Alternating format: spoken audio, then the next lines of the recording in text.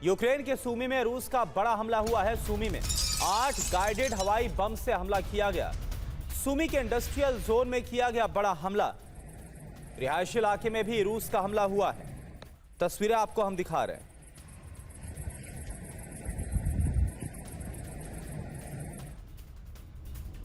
इस बीच एक और बड़ी खबर, यूक्रेन में गेरॉन 5 ड्रोन से रूस का हमला हुआ है। गेरॉन 5 ड्रोन से यूक्रेन पर रोजाना अटैक। रूस का काफी घातक ड्रोन है गेरॉन 5। Смотри, сейчас ударит куда-то в город. Бачите? रूस और यूक्रेन के बीच चल रहा खूनी संघर्ष अब अपने सबसे विनाशकारी और निर्णायक मोड़ पर पहुंच चुका है। शांति वार्ताएं अब पूरी तरह से ठप हो गई है और बिना किसी अंत के खिंचते इस युद्ध के बीच क्रेमलिन के गलियारों से एक ऐसी खौफनाक सुगबुगाहट बाहर आई है जिसने पूरी दुनिया की नींद उड़ा दी है।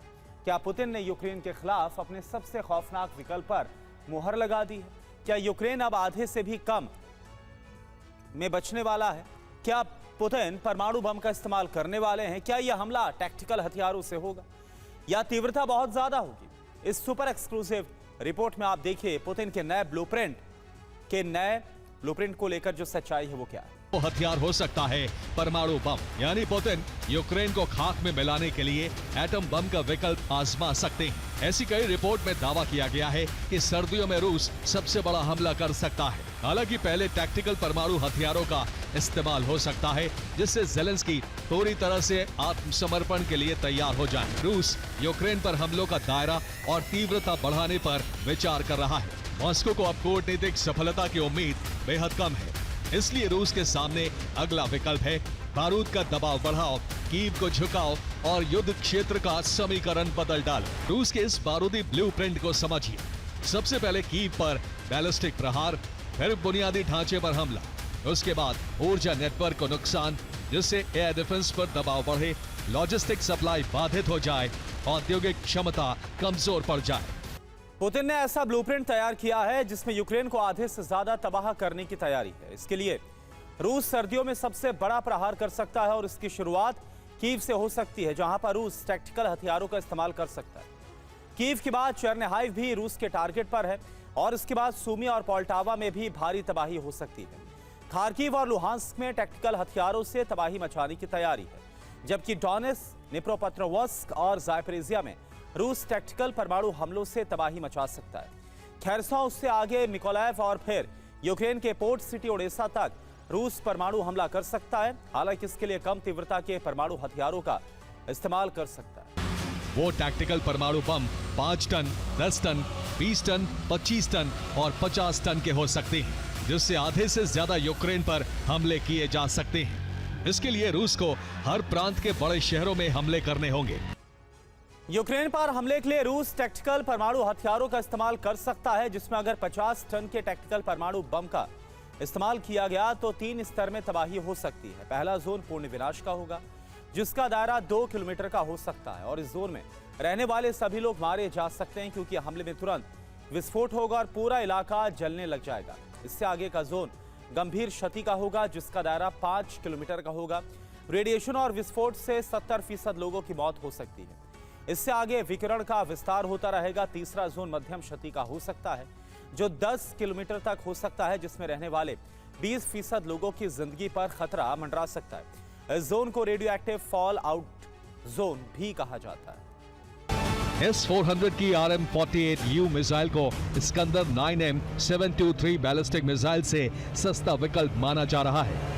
इस रणनीति से रूस एक तरफ यूक्रेनी एयर डिफेंस पर लगातार दबाव बना सकता है, दूसरी तरफ अधिक महंगी और महत्वपूर्ण इस्कंदर मिसाइलों का भंडार बचा सकता है। यूक्रेन के बलून तकनीक रूस के लिए एक नई चुनौती बन गया है। यूक्रेन के इस प्लान में कुदरत भी मददगार है। आमतौर पर हवा का रुख यूक्रेन से रूस की तरफ रहता है। ऐसे में यूक्रेन ने एक खास ग्रुप को तैयार किया है, जिसमें बलून एक्सपर्ट, वेदर एक्सपर्ट और ड्रोन और मिसाइल एक्सपर्ट हैं। ये सभी मिलकर बलून के जरिए रूस में लॉन्ग रेंज हमले कर रहे हैं। बलून के इस्तेमाल की वजह से रूस के रडार और एयर डिफेंस सिस्टम नाकाम हो रहे हैं। बलून की मदद से यूक्रेन अब कई बड़े हमलों को अंजाम दे चुका है। आज की स्पेशल रिपोर्ट में हम आपको दिखाएंगे कि यूक्रेन कैसे बलून से रूस की बड़ी रिफाइनरी और गोदाम को जलाने में कामयाब हो रहा है। देखिए आप। यूक्रेन की इस टीम में बलून एक्सपर्ट हैं। ये बलून में गैस भरने, हथियार लोड करने का काम देखते हैं। टीम में मौसम विशेषज्ञ हैं। ये मौसम और हवा के रुख की जानकारी सेना को देते रहते हैं। ड्रोन एक्सपर्ट रूस में टारगेट पर बलून से ड्रोन हमले की कमान संभालते हैं। डार्ट जैसी मिसाइलों के एक्सपर्ट हमले की प्लानिंग करते हैं।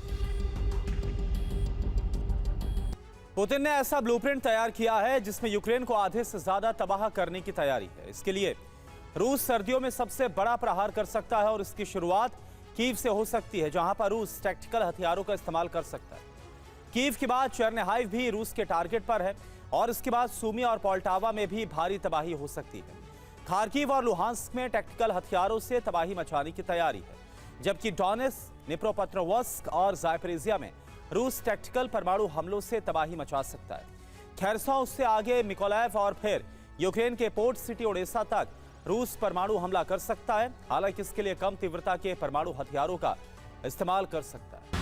वो टैक्टिकल परमाणु बम 5 टन, 10 टन, 20 टन, 25 टन और 50 टन के हो सकते हैं, जिससे आधे से ज्यादा यूक्रेन पर हमले किए जा सकते हैं। इसके लिए रूस को हर प्रांत के बड़े शहरों में हमले करने होंगे। एक दिन पहले दिल्ली एनसीआर में भारी जाम, मेरठ एक्सप्रेसवे पर कई किलोमीटर लंबा जाम लग गया। कई घंटे तक लोग जाम में ही फंसे रहे। मिनटों का सफर तय करने में घंटों का वक्त लग गया। गाजियाबाद से गुजरने वाले दिल्ली मेरठ एक्सप्रेसवे पर जाम की वजह से ग्रेटर नोएडा, नोएडा दिल्ली की तरफ जाने वाली अन्य सड़कों पर भी गाड़ियों का दबाव बढ़ गया। वहां पर भी जाम लग गया।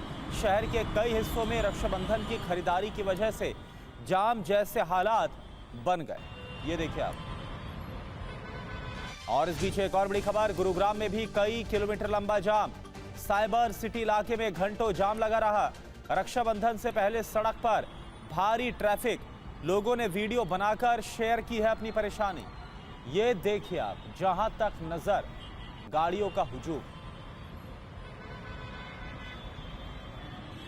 और अब आपको दो तस्वीरें दिखा रहे हैं। एक तरफ दिल्ली मेरठ एक्सप्रेसवे की आप तस्वीरें देख पा रहे हैं, ये देखिए आप, और दूसरी तरफ साइबर सिटी गुरुग्राम की तस्वीर। कमोबेश एक ही हाल है, कई किलोमीटर लंबा जाम और लोग परेशान।